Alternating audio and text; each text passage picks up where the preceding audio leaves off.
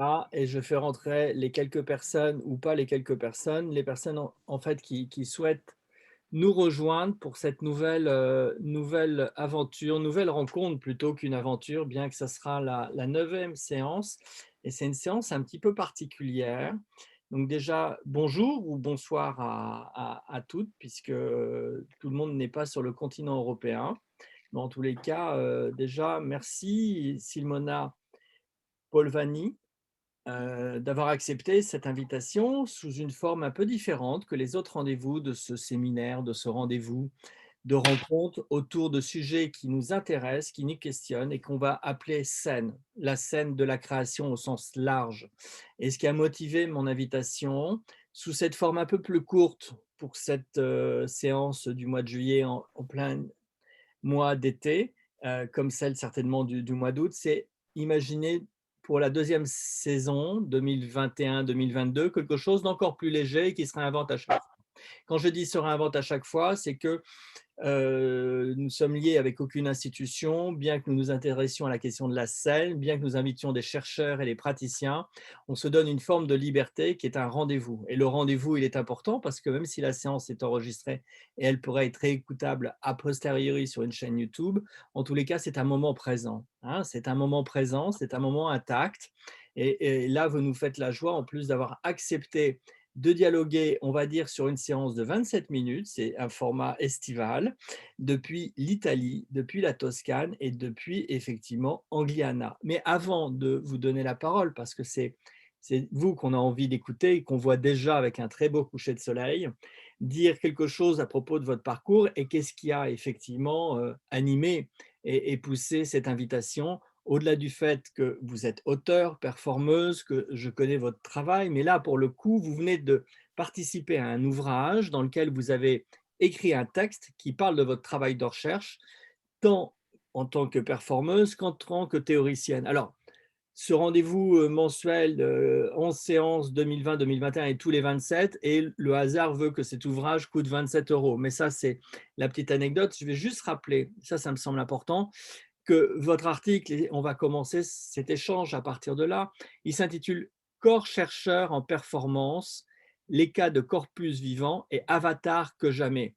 Et donc, ça vient de paraître dans un ouvrage qui aurait dû sortir déjà depuis quelque temps, hein, qui est aux éditions de l'Entretemps, qui est un ouvrage collaboratif sous la direction de Sylvie Roch et Isabelle Starquier. Et le titre, c'est La recherche, création, théâtre. Donc, on est totalement dans ce sujet qui nous intéresse au sens large de la scène, savoir ou savoir-faire. Et donc, Simona, ce titre, cet article, c'est deux projets que vous avez menés en France, parce qu'en fait, vous vivez et vous travaillez en France. Et si vous nous en disiez déjà quelque chose, sans nous dévoiler le contenu ni des projets, ni de l'article, mais déjà nous parler un petit peu de cette vision qui traverse. Déjà, bonsoir, Bonsoir. Franck et bonsoir à toutes et à tous. Merci beaucoup pour cette invitation qui met en lien en fait l'Italie aliana, qui c'est ma ville d'origine, et Paris, où j'habite et où vous êtes, j'imagine. Effectivement, cet article, c'était un point, un certain point d'arrivée dans un parcours, même si on n'arrive jamais. Et moi, je pense que je n'arrive jamais. En fait, c'est un peu aussi ma conception de la vie. Donc, d'une recherche, d'une pratique, parce que j'ai fait un doctorat à Paris 1 en art plastique et là, mon doctorat, c'est en fait un CREA, il a cette label-là, CREA, donc création-recherche, c'est-à-dire que la création, elle est mise d'avant les mots recherche, et ce qui n'est pas très souvent parce que d'habitude, c'est effectivement recherche-création. Mhm. Et comme dispositif d'exploration, des effectivement différents sujets qu'on a abordés à l'intérieur de l'équipe espace, qui maintenant n'existe plus parce qu'elle a été à une nouvelle orientation par notamment l'École des arts de la Sorbonne. Mais effectivement, c'est très pertinent par rapport à ces sujets parce que l'intitulé Espace était esthétique de la performance et des arts de la scène. Et à l'intérieur donc de cette équipe de recherche, on a mené différentes on a, comment dire, agencé différents dispositifs et entre autres, un dispositif performatif qui s'appelle donc Corpus Vivant, auquel j'ai pu participer. Je n'étais pas l'idéatrice de ces dispositifs qui existaient déjà avant que moi j'ai commencé le doctorat et qui a été effectivement idée créée par Mélanie Perrier à l'intérieur du laboratoire du geste, donc en lien avec Espace et avec l'École des Arts de la Sorbonne, et donc laboratoire des gestes qui est dirigé par Mélanie Perrier et Barbara Fornes. Ce qui était pour moi intéressant donc, dans Corpus Vivant, effectivement, c'était l'idée à la fois de travailler sur une thématique avec un travail au préalable sur effectivement cette thématique et donc sur l'idée des corpus, c'est-à-dire des documents qui pouvaient être des textes comme des iconographies, donc des photographies, des articles et des journaux qui étaient en lien, et les rendre vivants. C'est-à-dire, donc, un moment, c'était préalable de la recherche, et ensuite, il s'agissait de questionner, de poser des questions, que parfois c'était explicite et parfois c'était implicite à chacun, je pense, des chercheurs qui participaient, et de présenter, d'intervenir dans les cadres de certains colloques ou des festivals aussi, avec cette question et une réponse qui était donnée justement par ces dispositifs performatifs. Qui était basé à la fois sur l'idée des scores et des tâches donc, qui ont été, comment dire, formulées par Anne Halpring. Donc, il est lié aussi, l'idée du corps est liée aussi à la danse.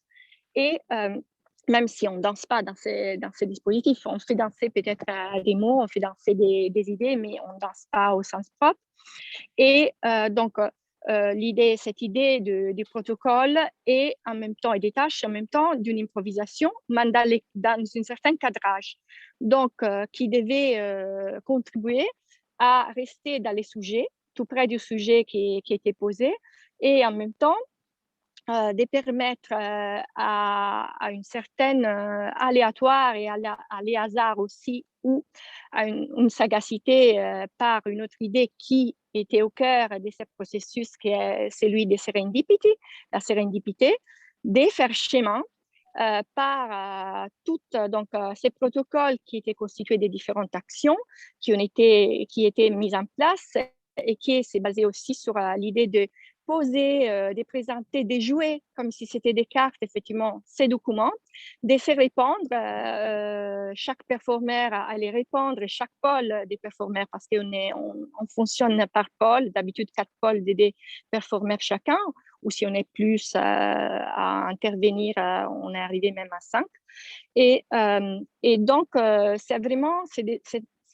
c'est donner la parole, des réponses, mais par ces documents. Et à la fin, quand on l'a posé au sol, parce que les pose au sol, donc c'est même l'idée d'une cartographie qui va se déployer, on cherche faire des liens, et c'est là donc vraiment avec du scotch, chacun, selon sa perception, va créer des liens et donc mettre en relation et mettre, comment dire, faire signification d'un document à l'autre. Ensuite, on a une lecture qui s'est justement basée sur comme j'évoquais, sur la sérendipité. Et ensuite, on allait détruire ces liens pour arriver et enlever tous ces matériaux pour arriver à avoir juste un document qui restait et qui pouvait être les fruits de la recherche, même si les fruits de la recherche, c'était aussi tous les processus qui étaient mis en place et les réflexions après qu'on faisait et avec les publics et que chacun de nous, comment dire, après, avec un certain temps de réflexion, pouvait en déduire de ces processus. Et, et on questionnait beaucoup, dans mon article, moi je questionne effectivement les corps, c'est-à-dire juste à partir de l'idée aussi de Mabel Todd, de l'idée d'un corps pensant, parce que c'est vraiment les principes rois de cette idée de faire de la recherche en passant par les corps, donc un corps qui pense au même titre que l'esprit et qui peut amener à trouver effectivement des réponses, des solutions ou à poser d'autres questions.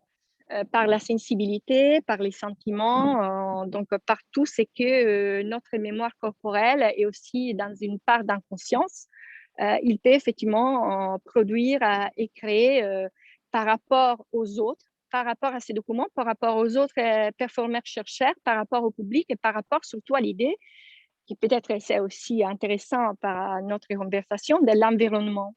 Donc, comment effectivement, ce corpus vivant, il est un environnement qui est créé et qui s'est créé à fur et à mesure que les processus avancent, et comment cet environnement va s'ancrer dans un environnement qui est aussi spatial, qui est celle des lieux où nous, on va produire cette performance, ce processus performatif, qui veut quand même échapper à l'idée du performatif pur, dans le sens de ne pas de garder une présence, mais en même temps de ne pas être dans une représentation. On sait que même dans les performatifs, dans l'accomplissement, il y a une idée. Parfois, quand on se produit devant un public, nos corps nous échappent et on est aussi dans une sorte de représentation.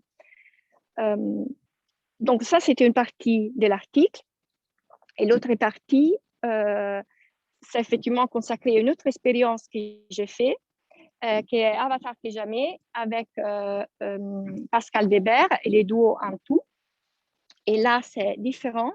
Pascal Weber, qui a été aussi ma directrice de thèse, en fait, elle a depuis longtemps substitué, comment dire, fait remplacer ce qui sont les conférences qu'on donne en tant que chercheur dans les cadres donc, de la recherche, elle a remplacé par des performances et qui cherchent de répondre, bien sûr, à la question et qui est au sujet, au questionnement, mais différemment.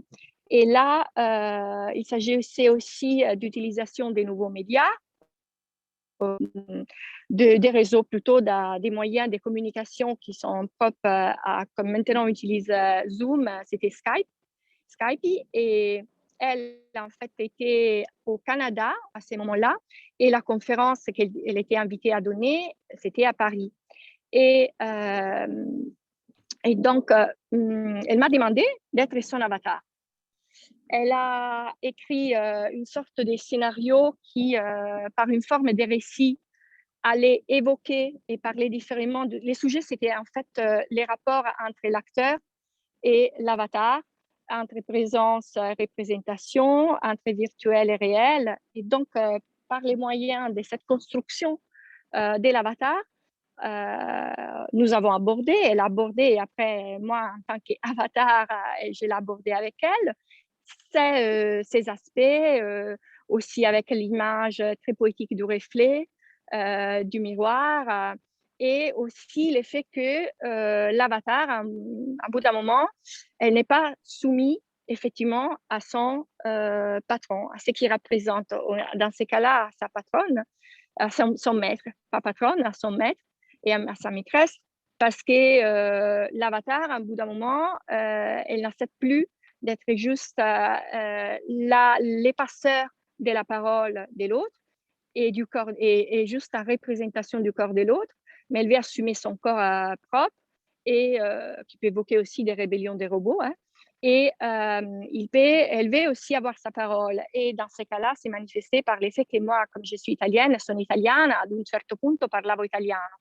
Et donc, effectivement, c'était dans cette aussi, c'était intéressant parce que on utilisait ce qu'on avait. Et comme moi, je suis italienne, on utilisait ma langue maternelle aussi pour démontrer ces schémas de rébellion et des n'est pas conformisme de l'avatar juste à ce qu'on souhaite qu'il soit, donc en être soumis ou comme un reflet de quelqu'un d'autre. Simona, en quelques minutes, c'est trop court pour résumer un texte qui, comme tout texte, il faut lire, et tout article, mais par contre, on vient de saisir très facilement en t'écoutant et en ayant ce coucher de soleil qui pointe derrière toi que la technologie, et pour le coup qui est très présente, c'est un peu le jeu, tu l'as traversé dans ta recherche, tu l'as utilisé, et à l'heure d'aujourd'hui, en tous les cas depuis quelques années, tu es amené à retravailler ta création, qu'elle soit dans la pensée ou dans les actes, sans faire de différence entre effectivement pensée et corps, en élargissant ou en retrouvant d'autres traditions que ceux de la scène. C'est-à-dire, on a évoqué en se parlant de la poésie sonore, ce genre de choses, mais tu écris différemment et il y a une collaboration qui s'est dépliée. Et alors, quand je dis déplié, c'est un clin d'œil deleuzien, mais pas que ça, déplié dans une écriture, dans un poème, où effectivement l'environnement sort du moment du spectacle ou de la performance. Je pense avec cette collaboratrice, cette collaboration, parce que c'est une plasticienne à Madrid, dont on a choisi d'illustrer le petit événement Facebook. Est-ce que tu peux là glisser justement depuis cette écriture de recherche à une écriture performative vers autre chose qui se raccroche à une autre tradition qui est la poésie action ou la poésie visuelle dans cette œuvre que tu nous as permis d'illustrer l'événement Facebook?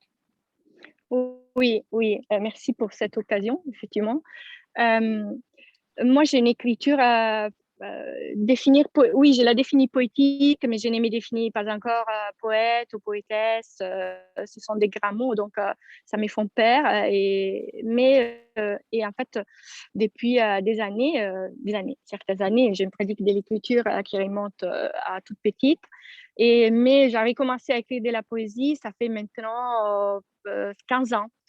Et je les définissais justement des petites formes poétiques et qui ne sont pas, je n'ai jamais ou pas encore eu trop l'envie de les publier juste comme en forme de livres, comme on pourrait les publier. Ça me paraît peut-être trop pour moi, trop ambitieux et en même temps parce que comme j'ai donc cette pratique aussi du corps, je ne suis pas actrice, je me définis plutôt pour, dans la plupart des cas, pour ce que je ne suis pas.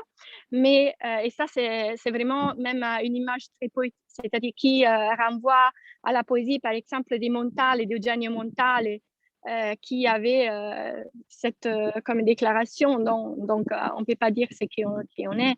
Donc, et en fait, donc dans cette recherche poétique, il y a pour moi la poésie, déjà, ça déclenche un mouvement. Et ça déclenche dans la démarche. D'habitude, c'est de me plonger, de partir à marcher. J'aime beaucoup marcher, donc que ce soit dans la ville, à Paris ou dans d'autres villes, même quand j'étais à Rome. Et j'habitais à Rome, ou sinon, bien sûr, dans ma ville. Et après, quand je rentre plutôt dans l'été, c'est la campagne. C'est où je suis, effectivement, ça me parle beaucoup. C'est où je suis immergée en ces moments, en fait. Mais c'est une campagne un peu particulière, je vous ferai découvrir après. Donc, effectivement, cette parole qui n'est pas juste cette parole poétique qui va à la rencontre aussi d'autres pratiques, bah, il passe par les corps. Il est engendré, bien sûr, tout on est corps, mais elle passe vraiment dans les mouvements, dans un corps en mouvement. Et a rencontré, il y a quelques années, depuis 2016, a rencontré aussi l'art plastique, notamment plastique, de Ludivina Leg, qui est donc une plasticienne et a aussi, elle a aussi une partie des recherches, donc une activité comme chercheuse. Elle est parisienne, mais elle vit à Madrid. Donc, elle a aussi un autre imaginaire qui l'apporte, qui est un imaginaire qui a été évoqué, qui s'est formé justement par les faits qu'elle vit en Espagne.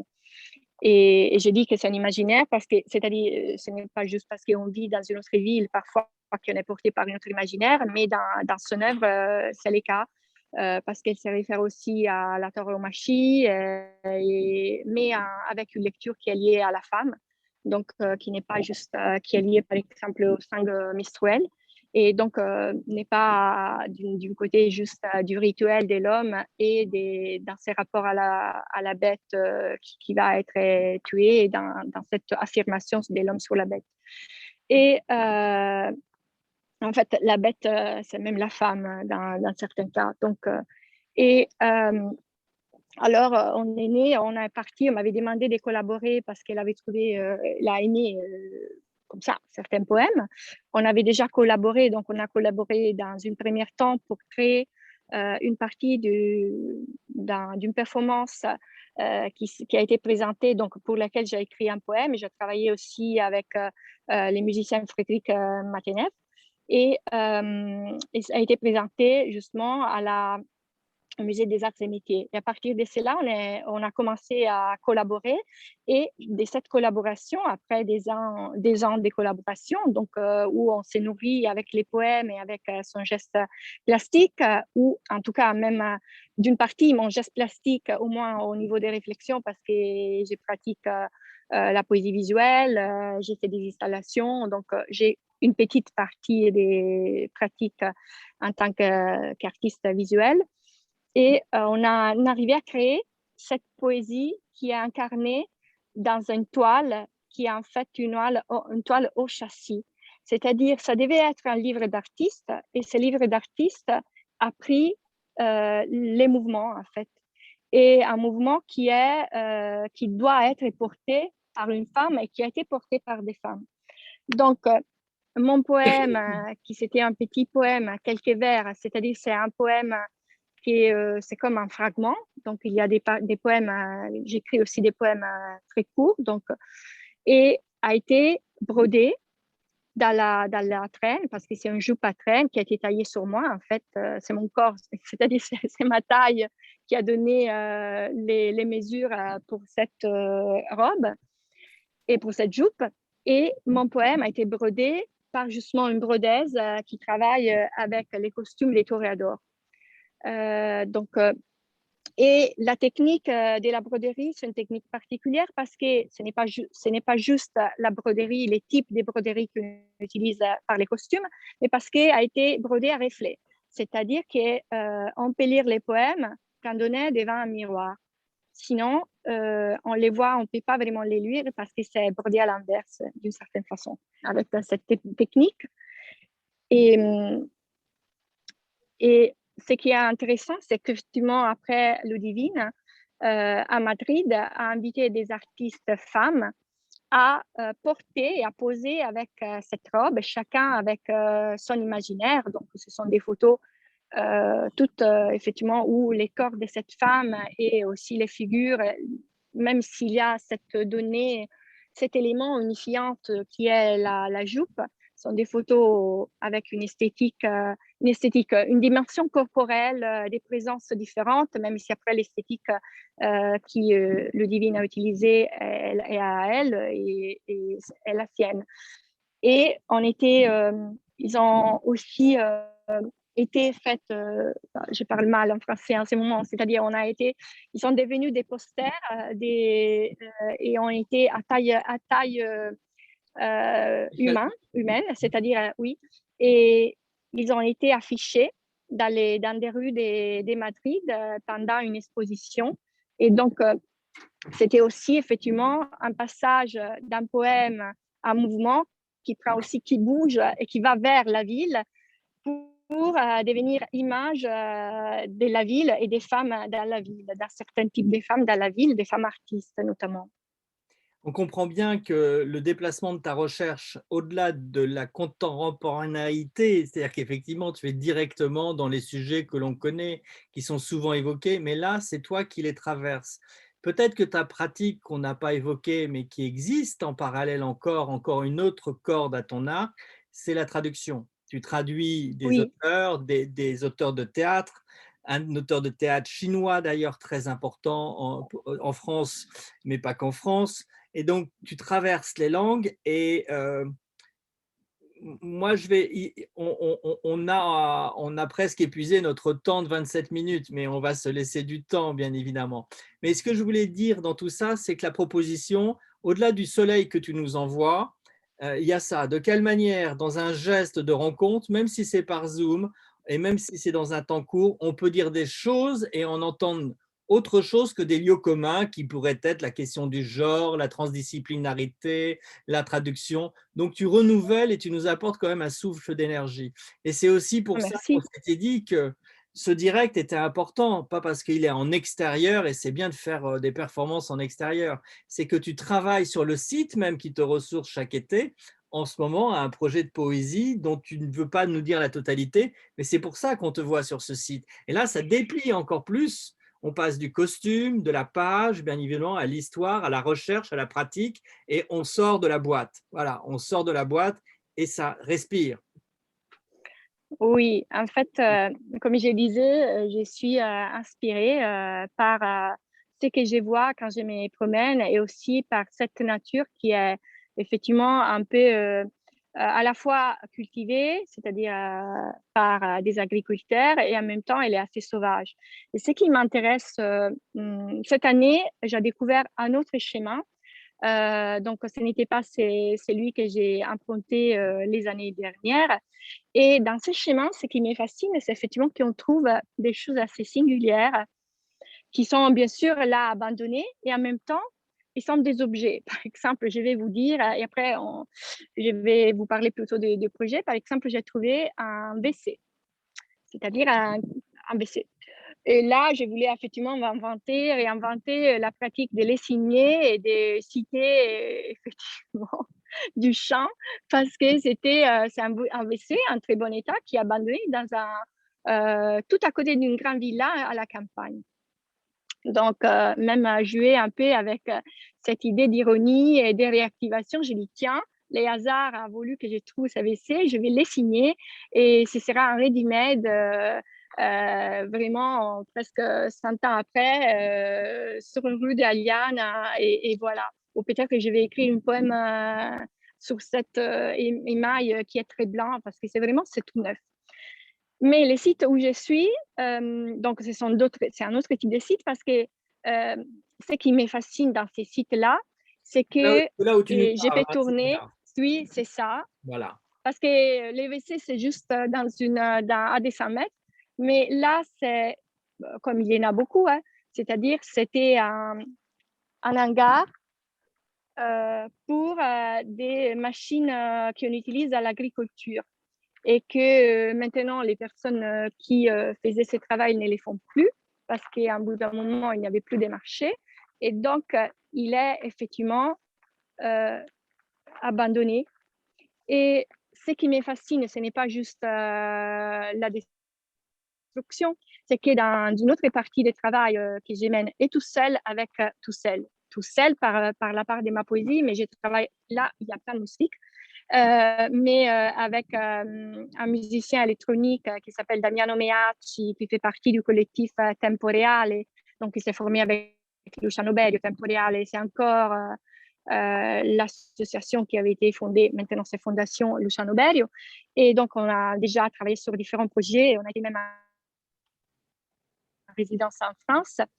Et et on a aussi collaboré avec un photographe de la scène qui est Guido Mencari, que j'évoquais.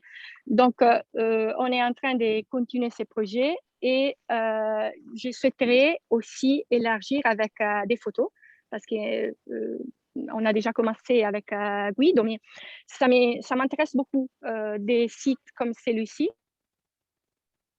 parce qu'effectivement, il y a d'une part les thèmes de la nature est très prenante dans ma création par l'image d'un corps arbre, c'est-à-dire qui se déploie dans différents poèmes et donc comme les corps, mon corps, parce que moi je parle ma poésie malheureusement elle parle que de moi et j'espère qu'elle résonne avec aussi l'esprit et les sentiments, les ressentis des autres, mais je parle à partir de mon corps.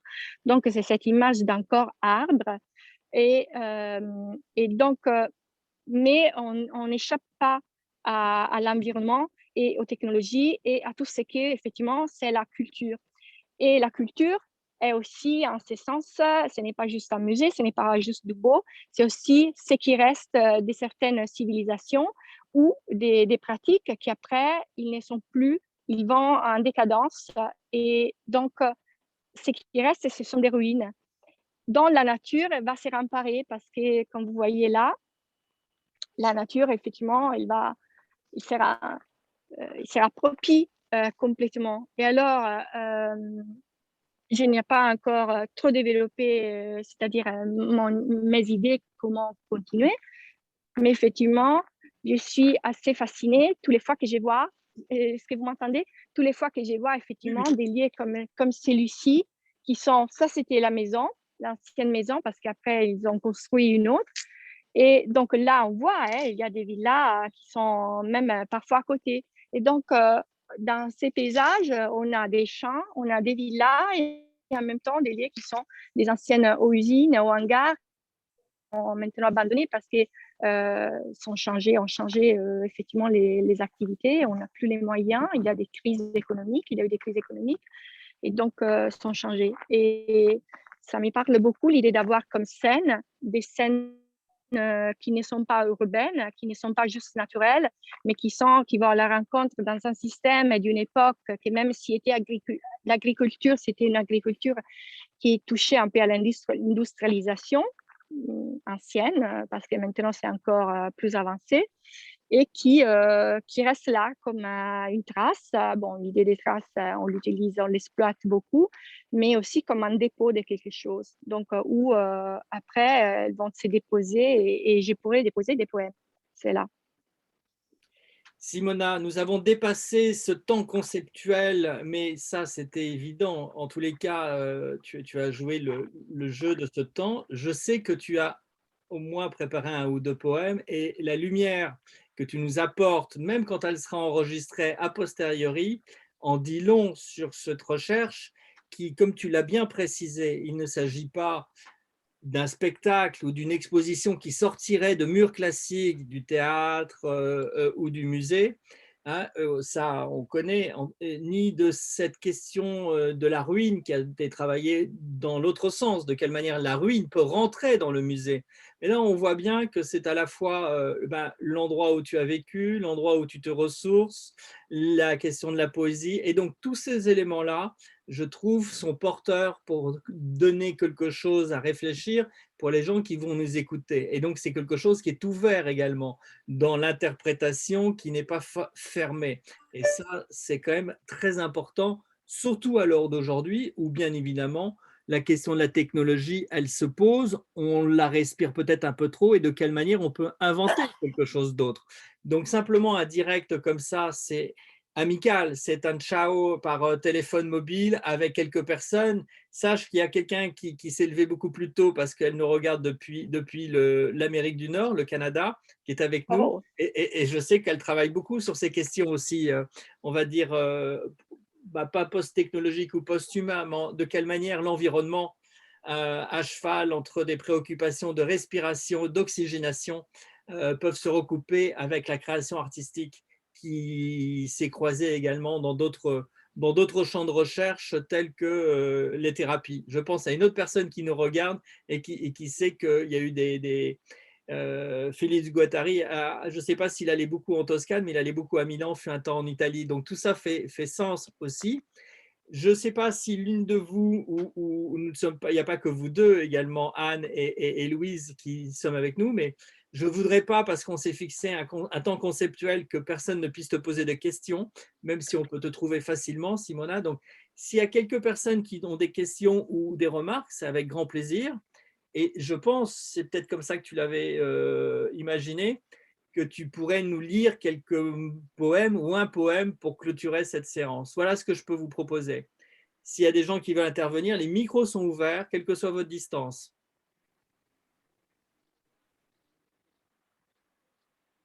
Si personne n'a de questions, si Louise, je sens que vous avez une question.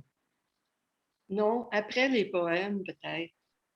Ah, Vous m'entendez? Après les poèmes. et Louise, ok. vous voulez vraiment qu'on déborde cette séance, d'accord. J'aurais voulu vraiment réduire cette séance, mais c'est pas grave, au contraire. Non. Simona, je ne veux pas non plus que ça soit quelque chose où vous vous sentez obligé, mais c'est vous qui m'avez dit, c'est toi qui m'as dit. Non, non, non, jamais. Non, j'aime bien lire un poème, effectivement.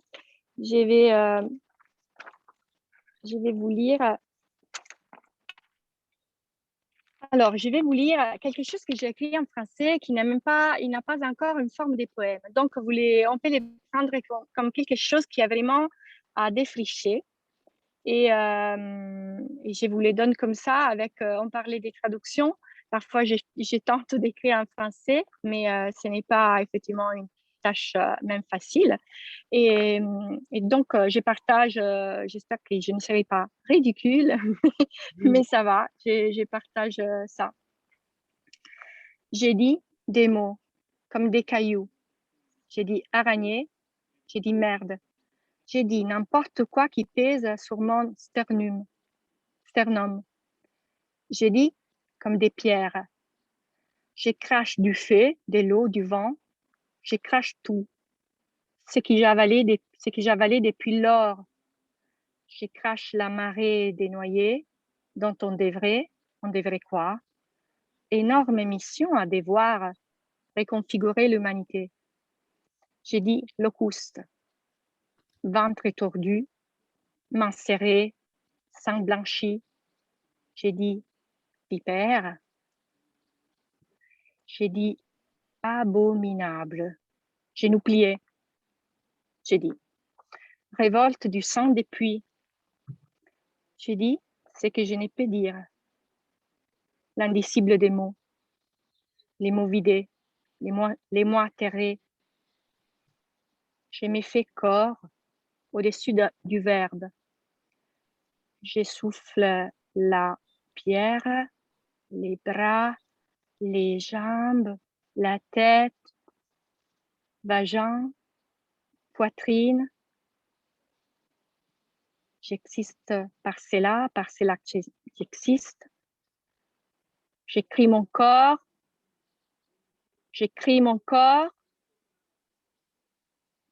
ressenti de tous les corps. J'évite l'eau, les faits, les fièvres, les têtes tombées, pliées, un repli, des plis, je me relève, les pas fragiles. Ce n'est pas encore fini.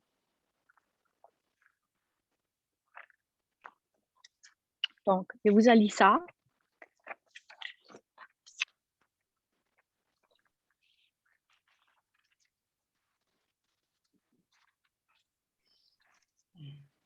Et ça vous va, parce que peut-être qu'on a dépassé, je ne vais pas trop dépasser. Hein. Non. C'est-à-dire, En fait, je savais que c'est les temps. Le dépassement fait partie du jeu, Simona. Maintenant. Ok. Et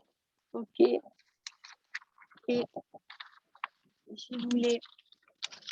Oui, excusez-moi, c'est parce qu'il y a du vent et les pages tournent et ils tournent toujours dans le sens où je ne trouve pas, il va couvrir. Voilà. Je voulais vous lire les poèmes qui a été justement, enfin, je dis justement, c'est pas justement, qui a été brodé. Et c'est en italien. Ah. Non la resa, ma l'abbandono. Il piede dice puntato. È compasso a tracciare lo sconfinato perimetro dell'essere. Tu in me,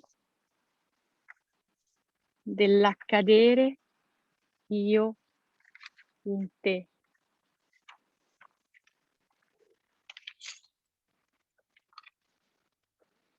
C'est un petit poème, comme j'ai dit, ce sont 4 vers. C'est là. J'en ai d'autres, mais je ne vais pas continuer pour... J'avais aussi amené, je voulais, mais après, bon, je ne suis pas arrivée à faire marcher mon portable parce que je voulais couper mes poèmes et les faire j'ai apporté des ciseaux et les... En cut-up. Mais ouais. on ne peut pas tout faire, mais ce que l'on fait, c'est déjà beaucoup de lumière, je trouve, personnellement. Et donc, merci beaucoup, Simona. Merci à vous. Est-ce que Louise, vous voulez dire quelque chose maintenant que vous avez écouté un poème ou pas du tout? Oui, quelques mots très brièvement. D'abord, bonjour tout le monde. Très heureuse d'être parmi vous. Le poème que Simona vient de nous lire, je trouve, nous amène dans une zone sensible. Et elle a insisté sur création-recherche au lieu de recherche-création. Et ça nous ouvre dans un monde d'affect et de percepts. Et j'ai remarqué quand, je ne parle pas italien malheureusement, mais j'ai beaucoup apprécié les fonctions de la langue italienne dans ta performance, le rythme, l'attaque, la liaison, l'articulation, l'affirmation. Et pendant ta présentation, ce qui m'est venu, c'est que j'ai un ami justement italien qui me qui parle des sensibilités conceptuelles. Et je trouve que tout ce que tu as présenté évoque pour moi des sensibilités qui nous amènent à prendre une certaine distance et à concevoir du sens, si sens il y a, contrairement au concept sensible. Donc, c'est très, très riche, cette présentation. Je suis contente. Merci beaucoup. Et puis, au plaisir. Merci beaucoup. Merci, merci. Vraiment, ça me touche. Simona, je ne sais pas si tu as prévu un angle vidéo non pas pour s'abandonner et se laisser, mais simplement pour se dire au revoir sous cette forme-là. En tous les cas, voilà, tu es facilement trouvable sur Facebook, tu as un site internet. Il est très drôle parce qu'au moment où tu lisais un de tes poèmes, quelqu'un qui, je pense, être une amie à toi, posait la question, tu vas lire tes poèmes. Et donc, cette proposition qui est en direct, quelle que soit la distance, elle repose bien aussi de cette nécessité de savoir que la vie, elle est dans un espace-temps très infime, même si on a des distances et même si on a voilà. Et c'est important de ne pas les louper. Et c'est pour ça que je voulais te remercier d'avoir accepté cette invitation. Non, Au-delà du livre, bien évidemment, de groupe et de ces sujets d'études qu'il faut lire, dont les informations références sont trouvables sur soit le texte qui sera en dessous de la vidéo sur la chaîne YouTube, ou soit dans l'événement Facebook. Et puis également, tu continues ce travail de recherche-création ou de création-recherche. Merci beaucoup, Louise, pour cette dialectique qui éclaire beaucoup, en tout cas, ce que toi, tu as ressenti corporellement depuis Montréal, à Paris. Tu es aussi oui. à Paris habituellement. Voilà. Oui, oui, oui, oui. J'ai continué à Paris. Je suis là juste cet été parce qu'en plus, avec la Covid, j'en avais un peu marre d'être tout seule. Et donc, j'ai rejoint ma famille, effectivement. Et vous avez vu, il y a des... et effectivement, j'ai été amenée là par mon père. Je lui ai demandé de m'accompagner et aussi par une amie. Oui, les autres amies, ils travaillent toutes à cette heure-là. Et oui. Très bon. Luciano, Minerva, vous voulez dire quelque chose, Oui, Luciano, j'imagine. C'est pour ça, n'hésitez Luciano, c'est un pas. ami. Je ne savais pas J'imagine, qu'il se j'imagine. connaissait, mais on ne se voit pas depuis 13 ans, 14. Luciano, c'est l'occasion de dire un ciao a Simona. In italiano, però Sì, preferisco perché il mio francese non è praticabile. sì. Ok. Mi colpisce quanto sia differente la musicalità nella tua lettura in italiano e in francese. È come se ci fosse